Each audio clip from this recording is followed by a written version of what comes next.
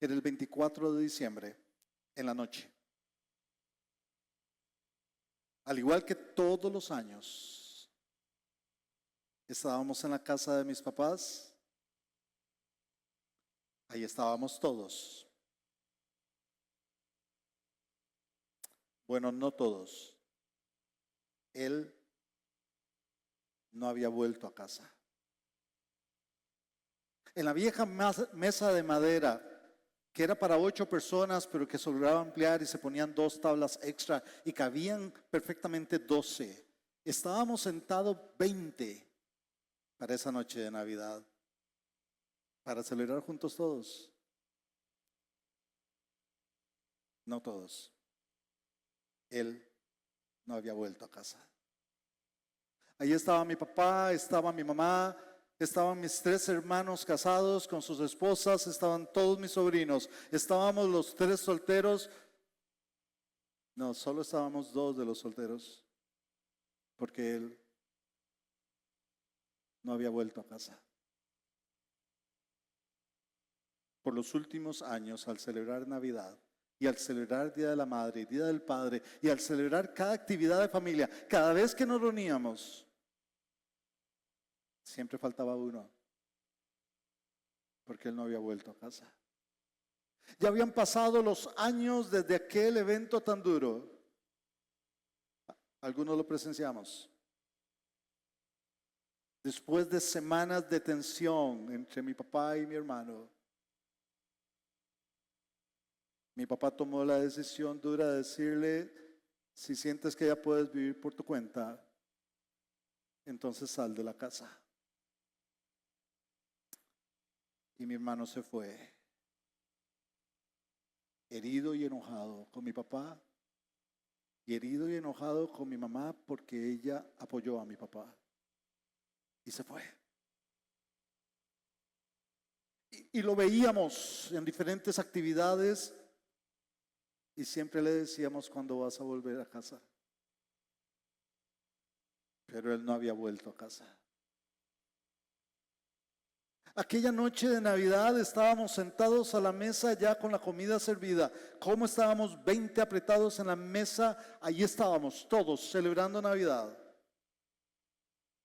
con la sensación de todos los años de que faltaba uno. Estábamos en la alegría de la Navidad y en eso, en un momento que se hizo esos silencios raros, se oyó una llave y se oyó que se abría el cerrojo de la casa. Nos volvimos a ver. Mis papás tenían llave, cada uno de mis hermanos teníamos llave y ahí estábamos todos en la mesa. No todos. Faltaba uno que no había vuelto a casa.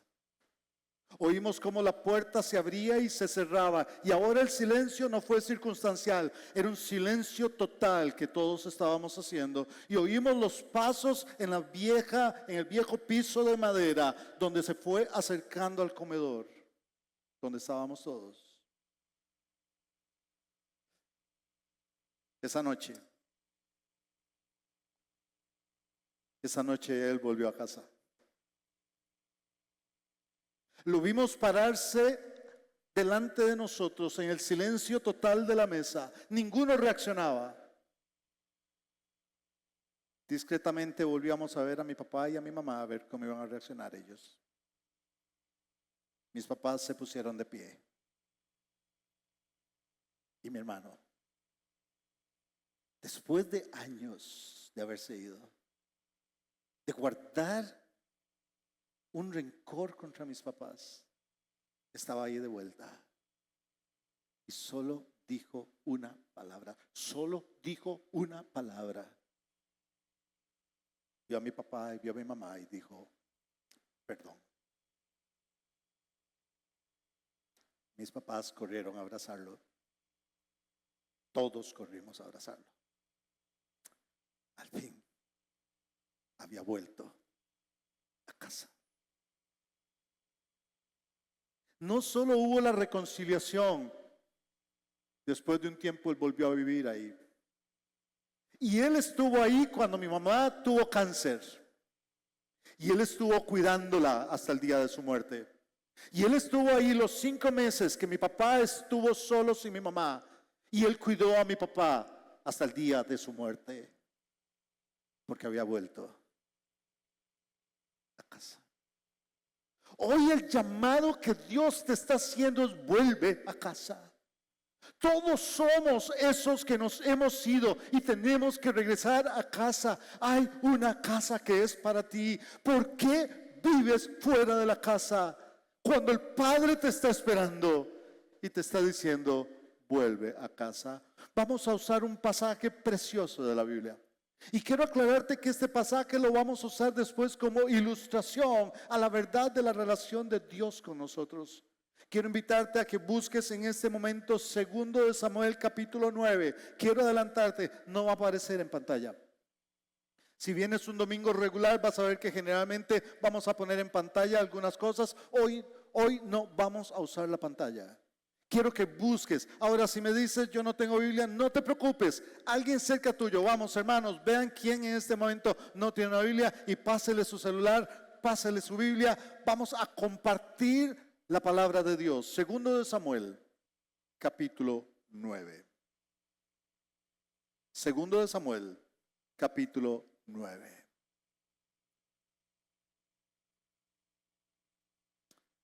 Si alguno quiere leer sentado, lea sentado. Si alguno quiere ponerse de pie, póngase de pie. Este es un tiempo donde vamos a leer la palabra de Dios. Dice así, 2 Samuel, capítulo 9. Entonces David preguntó: ¿hay todavía alguno que haya quedado de la casa de Saúl, a quien yo muestre misericordia por amor a Jonatán? Había un siervo de la casa de Saúl que se llamaba Siba, al cual llamaron a la presencia de David. Y el rey le preguntó: ¿eres tú Siba? Él respondió: tu siervo soy. El rey le preguntó: ¿no queda nadie de la casa de Saúl a quien yo pueda mostrar la misericordia de Dios? Siba respondió al rey: aún queda un hijo de Jonatán, lisiado de ambos pies. Entonces le preguntó el rey: ¿dónde está? Siba respondió al rey: he aquí que está en la casa de Maquir, hijo de Amiel, en Lo-debar. El rey envió a traerlo de la casa de Maquir, hijo de Amiel, de Lo-debar. Entonces Mefiboset, hijo de Jonatán, hijo de Saúl, vino a David y cayendo sobre su rostro se postró. Y David le dijo: Mefiboset. Y él respondió: he aquí tu siervo. David le dijo: no temas, porque ciertamente yo te mostraré misericordia por amor de tu padre Jonatán. Te devolveré todas las tierras de tu padre Saúl, y tú comerás siempre a mi mesa. Él se postró y preguntó: ¿quién es tu siervo para que mires a un perro muerto como yo? Entonces el rey llamó a Siba, siervo de Saúl, y le dijo: yo he dado al hijo de tu señor todo lo que le pertenecía a Saúl y a toda su casa. Labrarás para él la tierra, tú, tus hijos y tus siervos, y almacenarás los productos para que el hijo de tu señor tenga provisiones. Pero Mefiboset, el hijo de tu señor, comerá siempre a mi mesa. Siba tenía 15 hijos y 20 siervos. Y Siba respondió al rey: tu siervo hará conforme a todo lo que mande mi señor el rey a su siervo. Y Mefiboset comía a la mesa de David como uno de los hijos del rey. Mefiboset tenía un hijo pequeño que se llamaba Micaías. Todos los que habitaban en la casa de Siba eran siervos de Mefiboset, pero Mefiboset habitaba en Jerusalén porque comía siempre de la mesa del rey. Él era cojo de ambos pies. Puedes tomar asiento. Yo quiero decirte que con este pasaje voy a hacer dos cosas sencillas esta mañana. Voy a explicarte el pasaje y después voy a aplicar el pasaje. Voy a explicar y voy a aplicar. Voy a explicarte de qué se trata la historia. Y una vez que hayamos entendido la historia en su contexto, la voy a aplicar a nuestra realidad presente. Vamos con el pasaje. El pasaje me presenta 3 escenas diferentes. Una escena que me habla de la condición de Mefiboset. Pongámonos en el contexto. Oímos varios nombres ahí. Oímos el nombre de David. Creo que todos aquí conocemos del rey David. Es el rey más conocido de Israel. Por él viene el Mesías, David, el rey más amado que Israel tuvo. Pero David no fue el primer rey de Israel. El primer rey de Israel se llamó Saúl. El pueblo quería rey, Dios no quería que tuvieran rey, Dios quería que dependieran directamente de él, pero todos los pueblos alrededor tenían rey. Todos empezaron de necios, queremos rey, queremos rey, queremos rey. Y Dios dice, ¿quieren rey? Tomen rey. Después se van a arrepentir. Y se arrepintieron. Pero Dios les dio un rey. Ahora ese rey que Dios les dio, Saúl, digamos que empezó bien y terminó mal. No era un mal tipo, fue puesto como rey. De hecho, él era una persona muy tímida, era un tipo alto, guapo el hombre, y se le empezó a ir a la cabeza que él era el rey de Israel. Y se olvidó que él era un siervo de Dios. Y empezó a hacer cosas que desagradaron a Dios. Llegó a un punto en que Dios dijo, no más, tú no seguirás siendo rey de Israel. Y Dios escogió un sustituto especial, porque ese sustituto iba a ser el que iba a definir todos los reyes posteriores de Israel hasta la venida del Mesías, David. Y Dios escoge a David, pero todavía está vivo Saúl. David ya sabe que él es el ungido, ya tiene que haberse corrido la voz, hay un ungido, hay un nuevo rey, pero David, que tenía el corazón conforme al corazón de Dios, él no quería hacer algo contrario al plan de Dios. Él sabía que iba a ser rey un día, pero no quiso adelantar. Óiganme, David tuvo la oportunidad de matar a Saúl en más de una ocasión. Tuvo la oportunidad de matarlo, pero David no lo mató por una sencilla razón. Él dijo, no voy a tocar al ungido de Dios, aunque él sabía que él era el ungido de Dios ahora. Respetaba el que estaba como rey. En su tiempo, Dios le daría el reino a David y David lo respetó. Saúl, que trató inclusive de matar a David. Quiero decirte que para Saúl, David era un enemigo y lo trató como enemigo. Trató de matarlo varias veces. A diferencia de David, que nunca vio a Saúl como su enemigo. Lo vio como el rey de Israel. Pero Saúl tenía un hijo llamado Jonatán.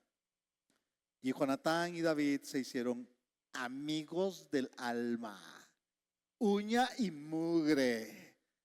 ¿Quién era la uña y quién la mugre? La Biblia no nos lo dice, pero estaban unidos. Se veían como hermanos, a pesar de que el papá de Jonatán odiaba a David y quería matarlo.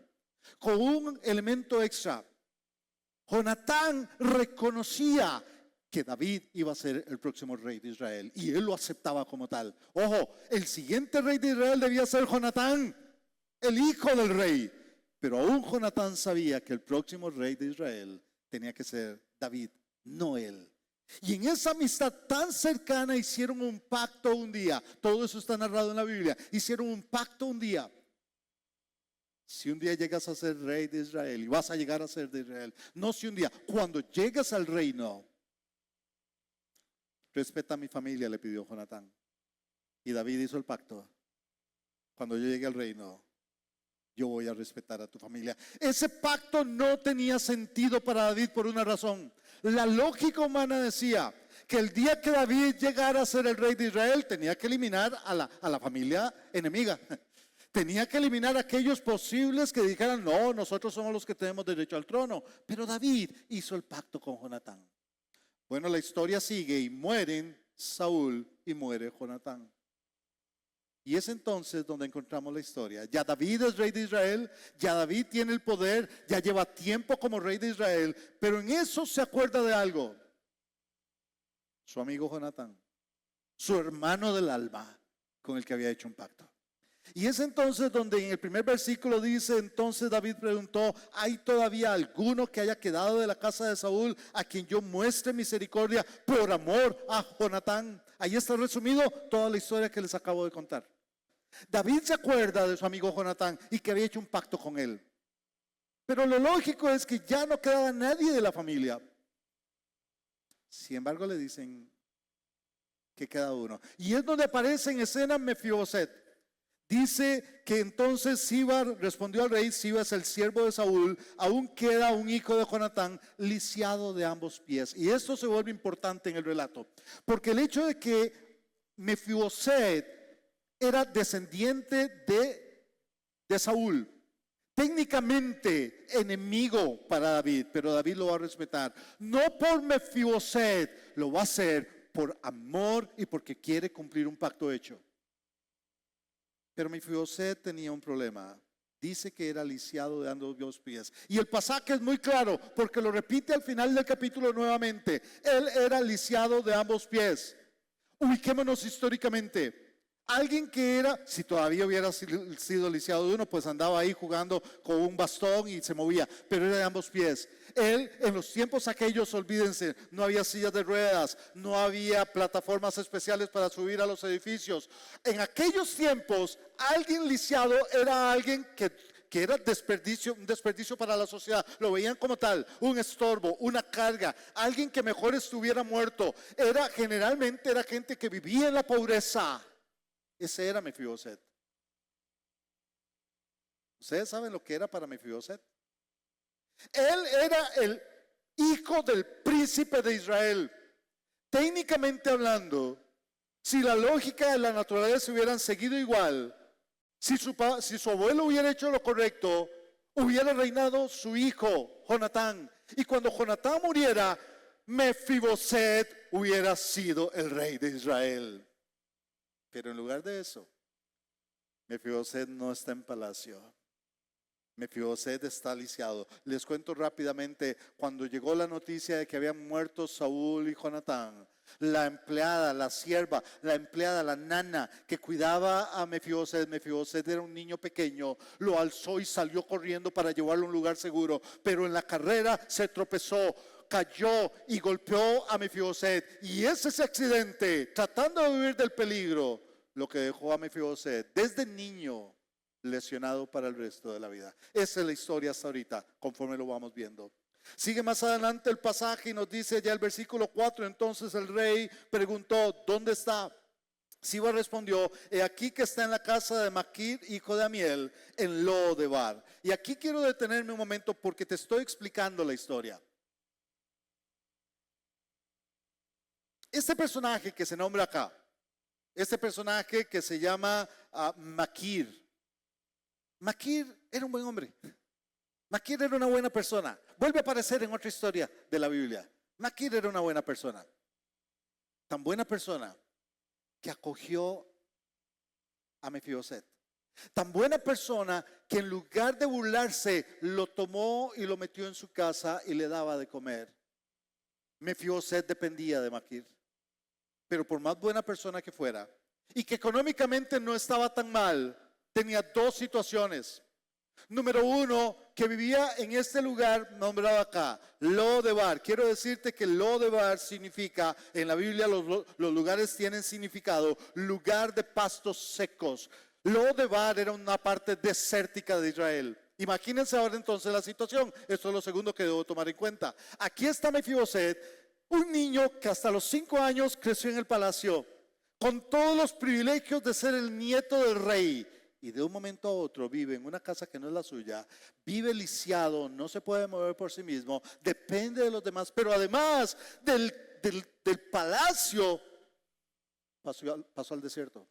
Ahí vivía, perdió todos los privilegios, todos los beneficios, y ahora vivía literalmente como alguien que vivía a costa de otros en el desierto. Todos estos detalles se van volviendo importantes cuando replanteemos la historia. Por ahorita solo se las sigo explicando. Después de ver la condición, la primera parte nos presenta la condición de Mefiboset. La segunda parte del pasaje me va a presentar la actitud de David. Y David se vuelve en nuestro personaje estrella. De una vez te adelanto, spoiler dirían los muchachos hoy en día. En la aplicación, David representa a Dios. Aquí está David. Que David, si hubiera sido actuado conforme a lo que la tradición pedía, si hubiera actuado conforme a la carne, si hubiera actuado conforme a la lógica humana, David hubiera preguntado, ¿queda alguien de la familia de Saúl para mandar a matarlo y eliminarlo completamente? Pero en lugar de eso, David preguntó, ¿queda alguien a quien yo le pueda mostrar misericordia?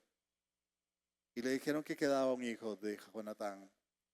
Y el versículo 5 empieza diciendo, el rey David envió a traerlo de Lo-debar.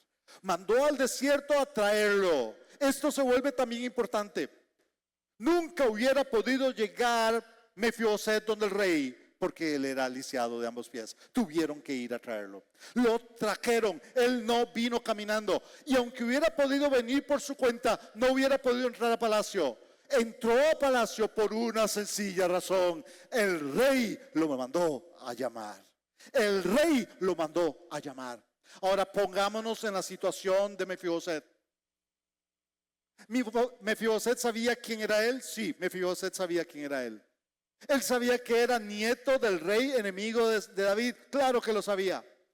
Él sabía que su papá también estaba muerto. Claro que lo sabía. Él sabía que él era un peligro para el rey David. Claro que lo sabía.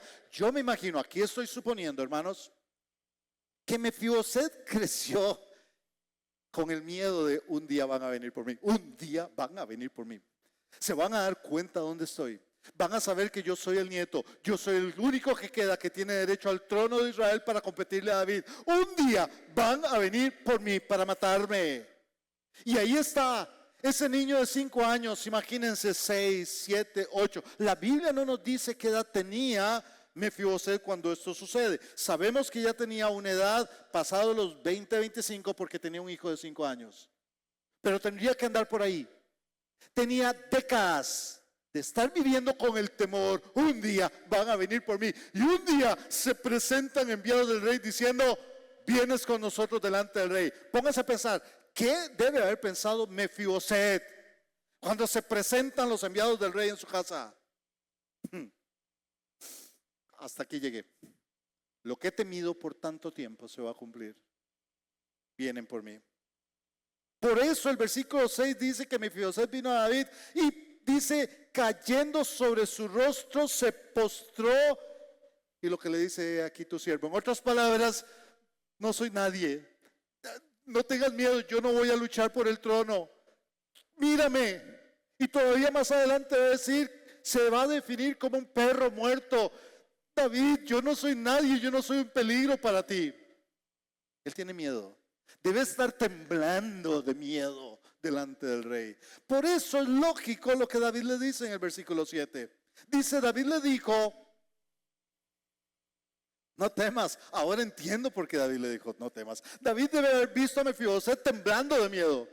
David debe entender: Mefiboset piensa que está aquí para que yo lo mate. Él todavía no sabe que está aquí para que yo lo abrace. Él no sabe que yo voy a cumplir un pacto. Él no sabe que yo lo amo por el amor que tengo para su papá. Él no sabe que lo voy a hacer vivir conmigo. Él no sabe que lo voy casi que adoptar como hijo. Él todavía piensa que yo solo soy un rey que lo quiere matar. No temas. Y entonces viene el tercer elemento de la historia. Y es como David bendice a Mefiboset. Miren el orden lógico. La condición de Mefiboset, de pobreza, de daño físico, de temor.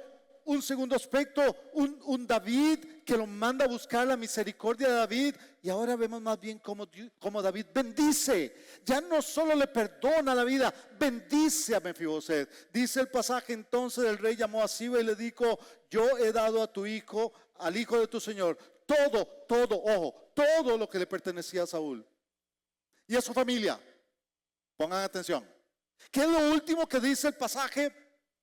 Soy un perro. ¿Por qué te fijaste en mí?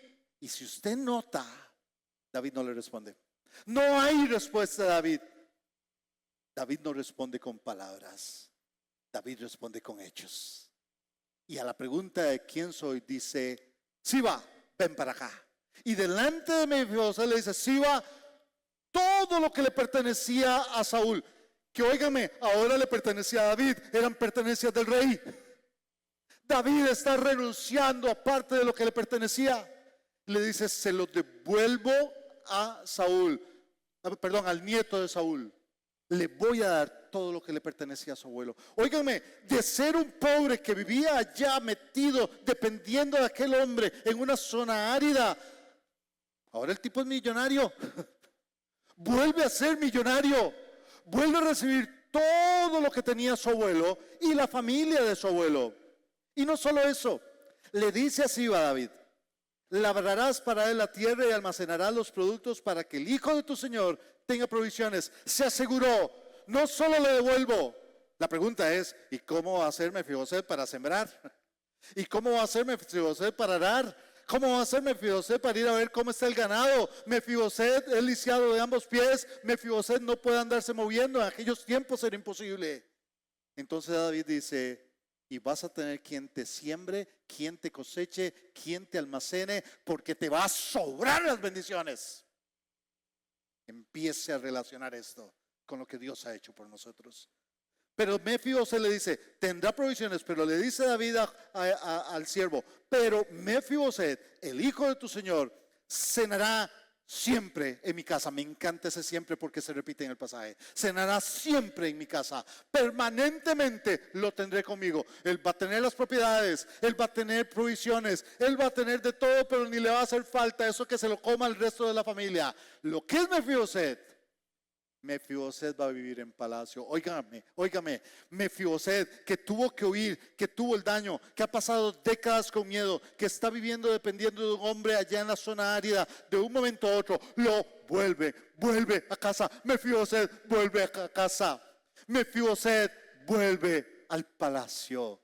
El rey no solo lo llamó, el rey le dice, comerá en mi casa siempre. Y termina el pasaje diciendo, y Mefiboset comía a la mesa de David como uno de los hijos del rey. Óigame bien, es que David no se conformó con decir, devuélvanle lo que le pertenecía al abuelo, lo quiero bendecir. No se conformó con decir, y que tenga provisiones. No se conformó con decir, y que coma aquí todos los días. No, lo quiero comiendo aquí como si fuera mi hijo.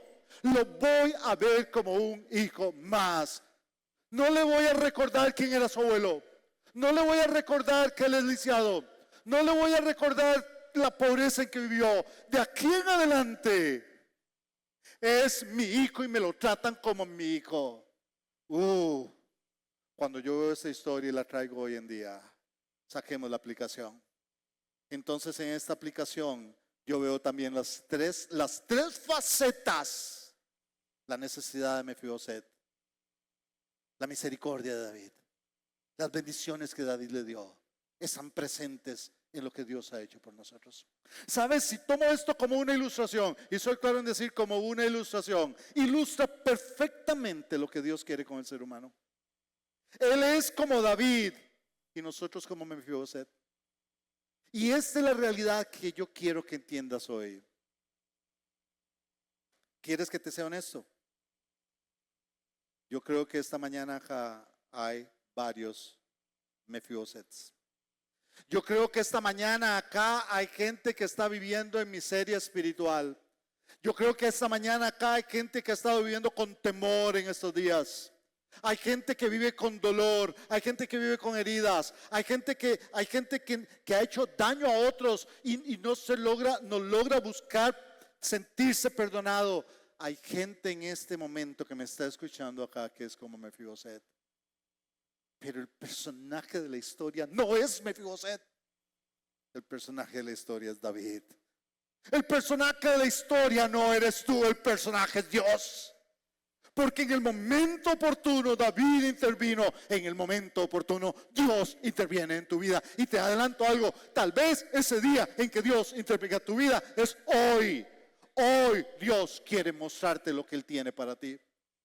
Para eso debo entender tres verdades que están aquí presentes. Y ahora se las voy a explicar rápidamente. Son tres verdades para que yo pueda entender lo que Dios ha hecho por mí. Tres verdades para poder entender lo que llamamos el Evangelio, que Jesucristo murió por nosotros para darnos perdón. Esas tres verdades te las voy a decir en tres palabras. Se llama justicia, se llama misericordia y se llama gracia. Dios solo tiene dos maneras de confrontarnos, no hay más opciones, o con su justicia o con su amor. Su amor está representado en la misericordia y la gracia. Aquí están las tres presentes. Por la justicia, Mefiboset tenía que morir. Por la justicia, Mefiboset tenía que vivir en pobreza. Él no merecía porque era descendiente del enemigo de David. Eso es justicia. Justicia es darle a la persona lo que la persona merece.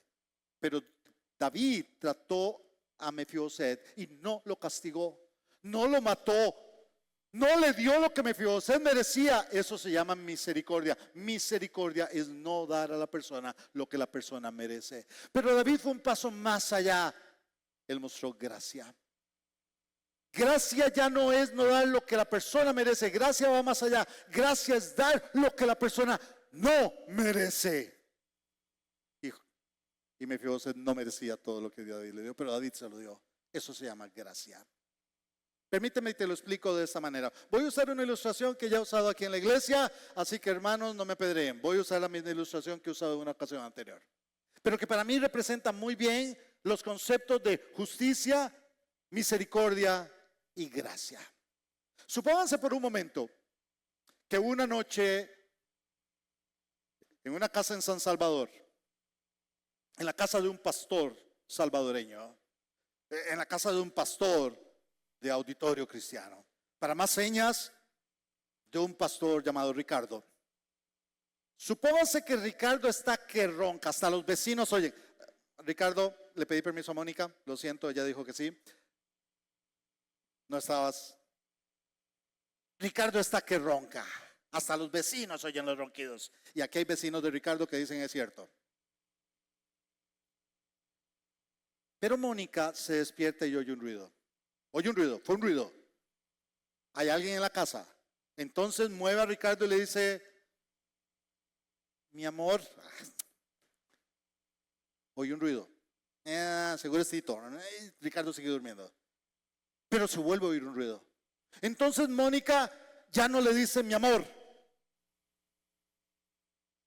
Vos, hay un ruido, hay alguien metido en la casa. Ya Ricardo del golpe, no voy a decir que fue un codazo, pero fue algo similar. Se despierta, de estar. Y en eso Ricardo oye clarito, sí, hay alguien metido en la casa. Sí, hay alguien en la sala. Entonces Ricardo se va al closet y saca un bate profesional que se tiene de este tamaño.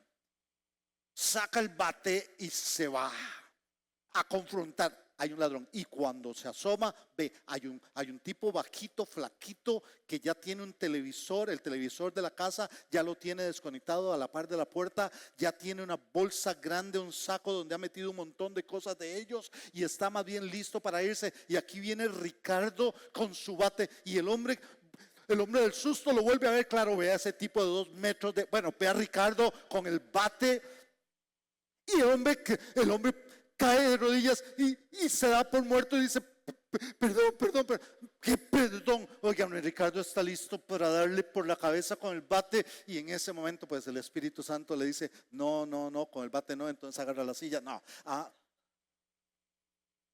Ahora, si Ricardo le da con el bate y le quiebra la cabeza, ¿está bien que Ricardo lo haga, sí o no? No, eso sería venganza. Ahora, diferente si el hombre está armado, eso sería defensa propia. Pero Ricardo en ese momento reacciona y dice, estoy con ganas de darle, es que óigame, años trabajando para tener eso, para que alguien llegue y se lo robe. Entonces le dice, ¿te quedas ahí? Sí.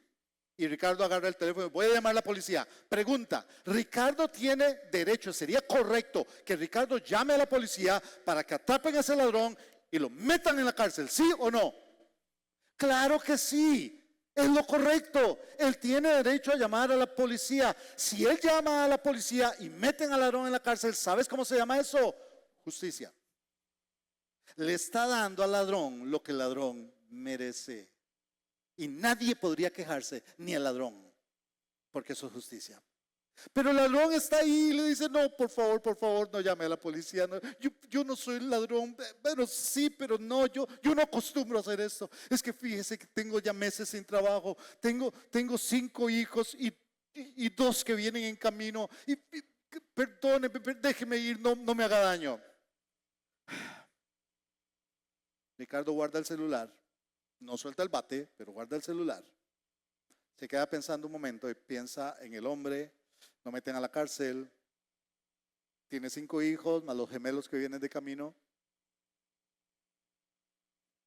¿Sabes qué? Andate, pero andate ya. ¿Sabes cómo se llama eso? Misericordia. No le dio lo que el ladrón merece. Y cuando el ladrón va caminando, todavía Ricardo está dándole vueltas a la situación y le dice, ¿cuántos hijos dijiste que tenías? 5, y los gemelos que vienen de camino. Sentate pero no te muevas, ya vengo. Y Ricardo se va y se mete en el cuarto de Tito, porque le dice, mira, ¿y qué edades tienen tus hijos? Mire, con 5 hijos y 2 de venir, tengo edades en todos. Entonces se mete al cuarto de Tito, busca una ropa ya más pequeña que Tito ya no usa, pero además de eso agarra ropa que Tito usa. Al día siguiente Tito se va a enojar, pero le agarró ropa a Tito y la metió en una bolsa. Se va al cuarto de Sophie, agarra ropa y mete ahí, se mete a su cuarto. Ahí está Mónica toda asustada, pero ni reacciona cuando Ricardo saca ropa de Mónica y la echa ahí. También él busca una ropa de él, la echa ahí y se viene con un saco, lo pone y le dice espérate, y se va a la cocina con otra bolsa y empieza a sacar latas y empieza arroz y empieza a buscar comida y la trae y se trae el ladrón y le dice llévate esto, y el ladrón le dice, no tendría por ahí unos $10 para un taxi, es que donde yo vivo es muy peligroso. Ahora ya no solo no aplicó la justicia, no solo aplicó misericordia. ¿Saben qué hizo Ricardo en la ilustración? Aplicó gracia. Le dio, más bien, no solo no le dio lo que él merecía, misericordia, sino que más bien le dio lo que el ladrón no merecía, bendiciones. ¿Sabes lo que Dios ha hecho por nosotros? Por su justicia yo tenía que morir. Por su justicia yo, pecador, estaba condenado eternamente. Pero Él decidió aplicar su misericordia y no me dio lo que yo merecía. Y al contrario, me llenó de bendiciones la vida porque me aplicó su gracia. Solo que aquí hay un pequeño problema. Que Dios tiene que aplicar su justicia y no puede renunciar a ella. No puede renunciar a su justicia. Deja de ser Dios si no es Dios justo. Y como Dios justo, tiene que pagar la persona por su pecado. Pero para poder aplicar su misericordia, su gracia, no podía renunciar a ambas cosas. Entonces hace 2000 años, en una cruz, a la salida de Jerusalén, la justicia y la gracia de Dios se juntaron en una persona llamada Jesucristo. ¿Sabes en qué consiste la vida cristiana? ¿En venir a una iglesia? No. ¿En ser religioso? No. ¿En creer que Dios existe? No. En reconocer que en Jesucristo hay respuesta a mi problema y aceptar esa respuesta y humildemente caer de rodillas como hizo Mefiboset y decir, soy una persona que no merece tu perdón, pero te lo pido y Dios sabe perdonar. Mira lo que sucede acá y rápidamente te lo digo. La gracia, la justicia de Dios se ve en esta condición. Sí, ahí está un hombre que es enemigo, un hombre que era nieto del enemigo de David, potencialmente un enemigo de él. ¿Sabes qué dice la Biblia? Que nosotros éramos enemigos de Dios y aún siendo enemigos de Dios, Dios mostró su amor para nosotros. Jesucristo no vino a morir porque yo le caía bien. Jesucristo no vino a morir porque yo era una buena persona. Jesucristo vino a morir porque yo era un pecador enemigo de Él. Dice la palabra de Dios, mas Dios muestra su amor para con nosotros en que siendo aún pecadores, Cristo murió por nosotros. Si tú me dices esta mañana es que usted no se imagina los pecados que yo he cometido, no te imaginas los que yo he cometido. Y aún así, siendo lo que he sido, Jesucristo, consciente de eso, murió en la cruz del Calvario. No solo enemigo, mira la condición de Mefiboset, lisiado de ambos pies, no tenía libertad, no podía moverse, no podía hacer nada por sí, no podía caminar donde el rey. Así estamos, lisiados espiritualmente. Queremos hacer las cosas correctas y terminamos haciéndolas incorrectas. Pablo dice, cuando quiero hacer lo bueno, termino haciendo lo malo. ¿Cuántas veces has querido dejar el vicio que tienes y no puedes? Y me dices, es que cuando yo deje ese vicio, yo vengo a Dios. No, ven a Dios para que Él te ayude a dejar el vicio. Cuando yo controle mi mal carácter, vengo y busco a Dios. No, ven a Dios, Él te va a ayudar a controlar ese mal carácter. El evangelio no es deja eso para que puedas venir a Dios. Ven a Dios para que puedas dejar eso. Porque estamos condicionados a nuestra naturaleza humana. Y no solo eso, ¿cómo era Mefiboset? Vivía en el desierto y muchos viven en el desierto hoy. Muchos se levantan, desayunan, van a trabajar, vuelven, cenan, se acuestan y al día siguiente lo mismo. Y estás sin disfrutar la vida. Y estás preocupado y vives en presión y no logras ser feliz por más que luches. Y nos vamos hundiendo en una lucha espiritual porque no logramos resolver nuestra vida. Y nuestra vida termina siendo un desierto como donde vivía Mefiboset. Pero aquí están las buenas noticias. Si la condición de Mefiboset, donde merecía la justicia del rey, es la mía, también igual la misericordia de David es la misericordia de Dios y más grande. Mira, aquí hay dos elementos: que Dios te busque, que Dios te ama. Dice, David envió a traerlo. David envió. Dios anda buscando. La Biblia dice que Jesús vino a buscar y a salvar lo que se había perdido. Aquí está la gran diferencia entre la historia de David y Mefiboset y la historia de Dios conmigo y la historia de Dios contigo. Mira la gran diferencia. David está en el palacio, sabe que Mefiboset está en el desierto y David manda a traerlo. David no fue, vamos a leer al rey. David manda a traerlo. ¿Sabes qué? Ahí está la gran diferencia entre la historia del Evangelio y la ilustración de David. Porque Dios no mandó, Dios vino en persona. Dios vino en persona. Dios dejó el cielo, dejó su palacio, dejó su reino. Se limitó durante 33 años a sufrir necesidad, a tener hambre, a tener sueño, a tener cansancio. Y lo peor de todo, a llevar sobre él toda la suciedad de mi pecado. El rey dejó su reino y me vino a buscar. Ese es el rey que te quiere ofrecer algo el día de hoy. Ese es el rey que ha mostrado su misericordia. A diferencia de David, el rey ha venido a buscarte. Pero no solo ha venido a buscarte, Él quiere abrazarte. Él quiere abrazarte. Tenemos esos conceptos de Dios que nos ha metido mucho a la religiosidad. Y cuando digo religiosidad, llámese religiosidad católica o religiosidad evangélica. Porque muchas iglesias presentan a un Dios que está en el cielo, listo como con rayos para decir, a ver, va a pecar, a ver si se anima a pecar. Pecó, y manda a Dios a despedazar a todo el mundo. Sí, Dios es un Dios de justicia, pero es un Dios de misericordia y de gracia. Es un Dios que te ama a pesar de tu pecado. Es un Dios que te ama con tu pecado.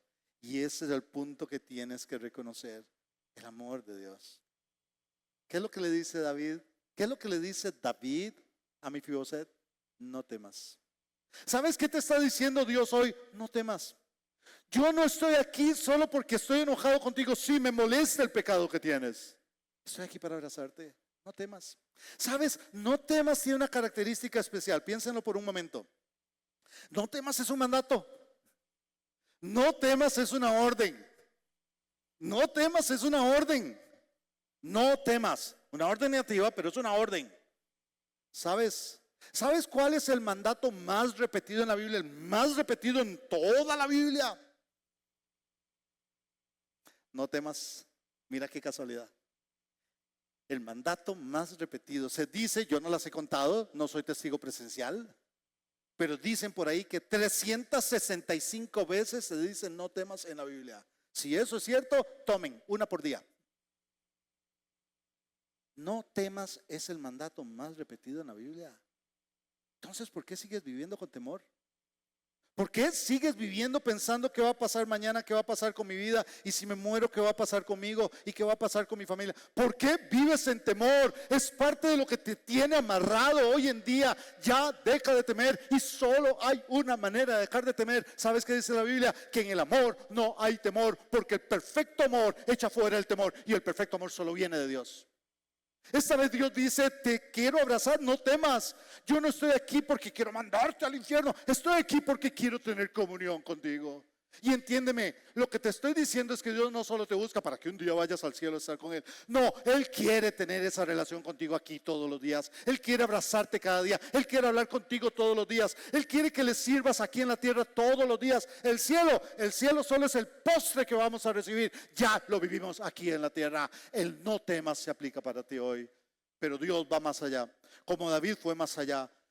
David también mostró su gracia como Mefiboset. Sabes que Dios muestra tu gracia y Dios hace dos cosas como las que hizo David. Dios te restaura y Dios te dignifica. Oye lo que dice aquí: yo he dado al hijo de tu Señor todo lo que le pertenecía a Saúl. La Biblia dice que toda bendición viene del cielo. Óyeme bien, toda bendición viene del cielo. Y sabes que la Biblia habla de que Dios es rico en misericordia. Dios quiere, cuando dice la Biblia que debemos pedir, dice que nosotros pedimos y Dios nos da más abundantemente de lo que pedimos, entendemos. A Dios se le van las manos por bendecir a sus hijos. Pero entiéndeme, aquí no estoy hablando nada más de bendición material. La de David fue bendición material. Las bendiciones de Dios van allá más allá de lo material.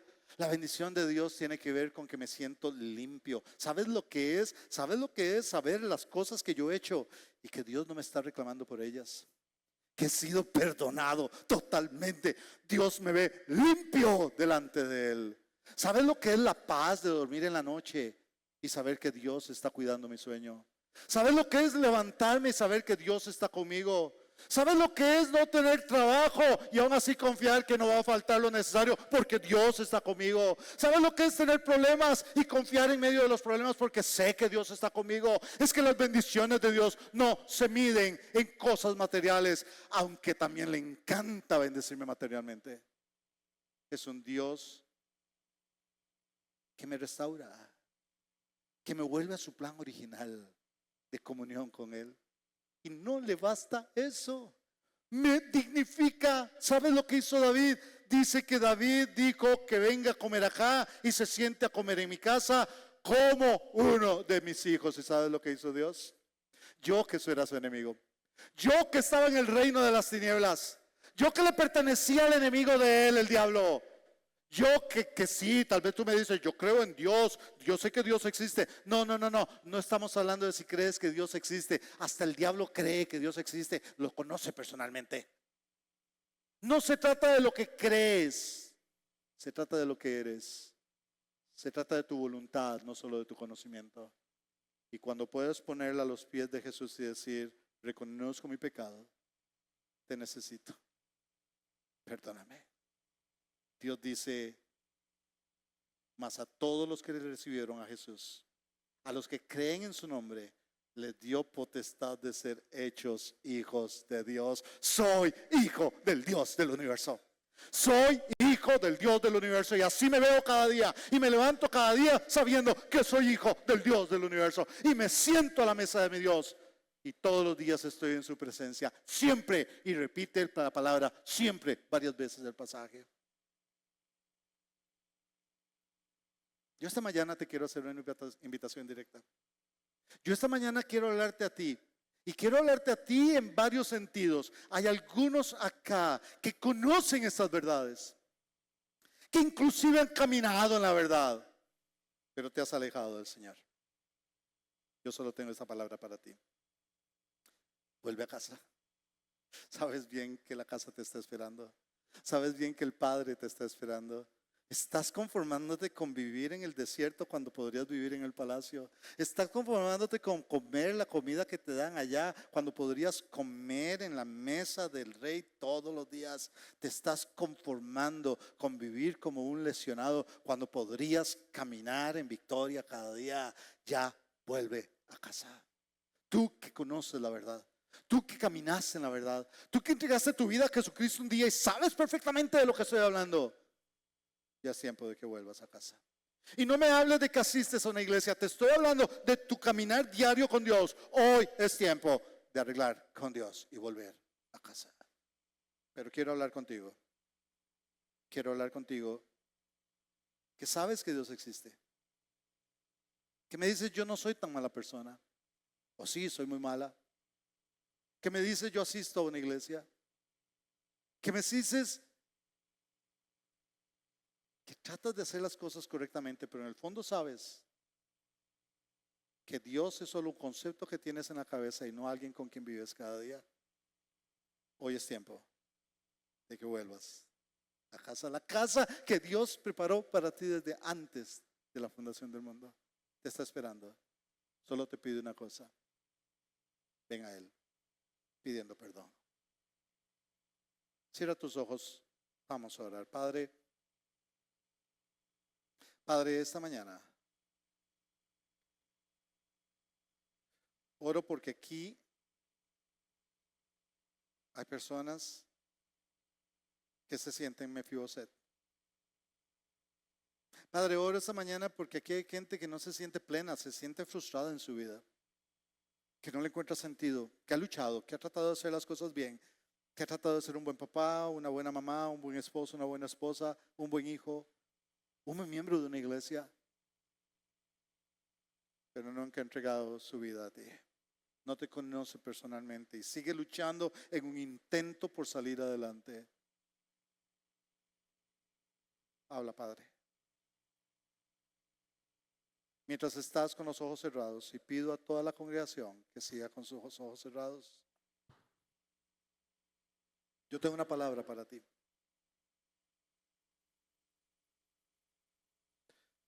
Tú que vives con temor, que no sabes por qué tienes esa ansiedad que te está matando, porque no sabes qué va a pasar mañana, porque no sabes hacia dónde va tu vida. Tú que vives en temor, vuelve a casa. El Padre te espera. Hoy es el día de venir a Él. Tú que guardas rencor, tú que fuiste herido hace años y todavía guardas el dolor de lo que te hicieron, y quisieras no guardar ese rencor y no puedes, lo intentas pero no puedes, porque te traicionó a alguien cercano, porque te hirió a alguien. Tú que guardas rencor, vuelve a casa. El Padre te espera. Hoy es el día de venir a Él. Tú que luchas con una adicción, tú que has tratado de dejar eso varias veces, alcohol, drogas, pornografía, juegos de azar, y lo has intentado, honestamente quisieras salir adelante. Tú que luchas con una adicción, vuelve a casa. El Padre te espera. Hoy es día de venir a Él. Tú que estás enojado con Dios, sí, puede ser que viniste hoy acá, pero en el fondo hay algo que dices, sí, pero Dios me falló. En el fondo sabes que Él no te falló. Ese Dios con el cual has estado enojado está aquí diciéndote, ven, no temas. Yo te entiendo y te quiero abrazar. Tú que estás enojado con Dios, vuelve a casa. El Padre te espera. Hoy es el día de venir a Él. Tú que vives en soledad y tristeza, aunque tengas gente alrededor, aunque tengas familia, aunque vayas a una iglesia, vives en soledad y en tristeza. Vuelve a casa. El Padre te espera. Hoy es el día de venir a Él. Tú que caminas lejos de Dios, tú que has estado lejos de Dios últimamente, o tal vez toda tu vida, tú que sabes que hay algo más que necesitas, ese más se llama Jesucristo y lo sabes bien. Tú que has estado caminando lejos de Dios, vuelve a casa. El Padre te espera. Hoy es el día de venir a Él. Hoy es el día de que vuelvas a casa. Hoy es el día de que vengas a Él. Cualquiera que sea tu situación, yo quiero invitarte en este momento que le digas a Jesucristo, Señor Jesús, perdón. Así, dile, perdón. te necesito. Hoy vengo a ti. Reconozco mi pecado, reconozco que estoy lejos de ti, pero también lo sé y lo declaro, que tú moriste y resucitaste por mí, y que en ti hay perdón, y hoy lo acepto. Hoy acepto tu perdón. Si esa es tu oración, yo quiero orar por ti. Yo quiero orar por ti. En este momento toda la congregación está con sus ojos cerrados, porque están orando por ti. Porque hemos orado por ti desde hace días, aún sin conocer tu nombre. Porque Dios hace tiempo estaba preparando este momento, porque este era un momento tuyo con Él. Yo quiero invitarte, si tú quieres entregar tu vida a Jesucristo, dímelo levantando tu mano. Dímelo ahí donde estás. Levanta tu mano. Levanta tu mano ahí donde estás. Vamos, este es el momento en que dices: yo le entrego mi vida a Jesucristo. ¿Quieres hacerlo? Permítenos orar por ti en este momento. Ahora, este es el momento. Este es el momento de hacerlo. ¿Tú quieres entregar tu vida a Jesucristo? ¿Has escuchado la historia de Mefiboset y dices: ese soy yo? Pues escucha la de David. Dios te dice: yo he venido por ti, ven tú a mí, yo te he venido a buscar hoy. Levanta tu mano, por favor. ¿Dónde estás? Levanta tu mano diciendo: yo necesito a Jesucristo. Este es el momento.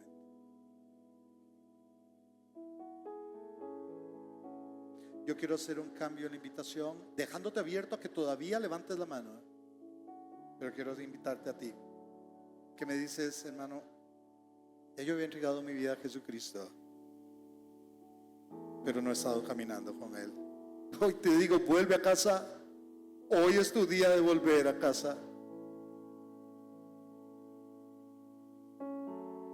¿Quieres arreglar con Dios? Ahora sí te voy a dar un reto especial. Pasa aquí adelante, yo quiero orar por ti.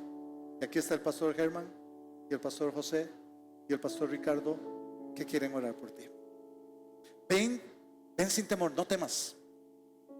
Ven, porque todos hemos estado ahí. Hoy yo quiero invitarte. Ven aquí adelante a orar con nosotros. Habrá alguien de la iglesia o alguien que vino por primera vez que dice: yo quiero arreglar. Hay cosas que necesito arreglar, permítenos orar por ti. Este es el momento de venir aquí adelante. Ponte en pie, toma valor, ponte en pie. Vamos, y pasa aquí adelante. ¿Quién es el valiente que lo hace?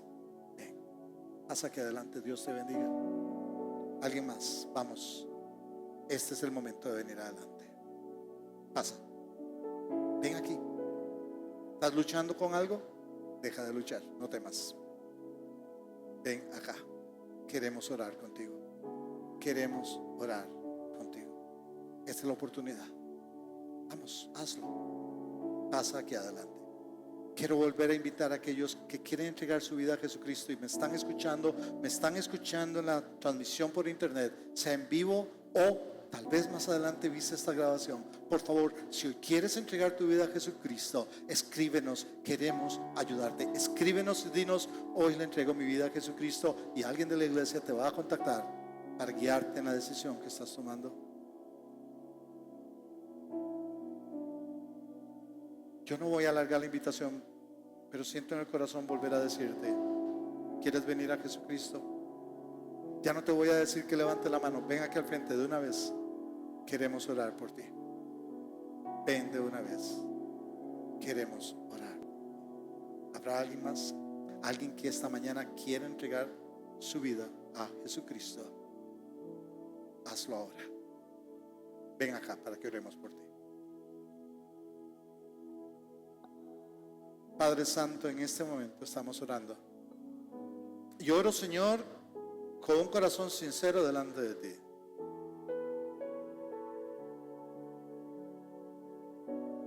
Padre, que en el fondo de mi corazón siento y sé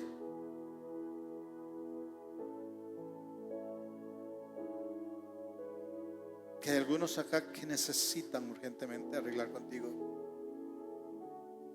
que por algún motivo, Señor, están luchando en este momento cuando saben lo que tienen que hacer. Padre, que tu Espíritu Santo los toque a tal punto que no tengan más opción que caer de rodillas ante ti y volver a ti. Padre, en este momento oro por aquellos que, entendiendo el mensaje y sabiendo su necesidad, están luchando. Completa la obra que has empezado hoy mismo, Padre. Hoy mismo visítalos, que aún en la soledad de su casa tomen la decisión y vuelvan a ti. Padre, oro por aquellos que están con una necesidad espiritual porque sí te conocen, pero hoy dicen: tengo que arreglar algunas cosas contigo. Padre, en el nombre de Jesús estoy pidiendo por esta hermana, completa la obra que tú estás haciendo en ella. Bendícela y guíala. Permítenos como iglesia acompañarla, como aquellos que sabemos lo que es también estar en la posición esta y haber sido acompañados. Abrázala, Padre. Oro, Señor, porque tal vez aquí hay otro hijo tuyo, otra hija tuya, que sabe que debería arreglar contigo y no lo está haciendo. Te pido lo mismo, completa la obra en ellos. Que así sea, Padre. Padre, te bendecimos esta mañana. Te bendecimos porque, Señor, Jesucristo es nuestra razón de ser. Te bendecimos, Señor, y exaltamos a tu Hijo Jesucristo, Señor de esta iglesia, Señor del universo. Exaltamos a tu Hijo.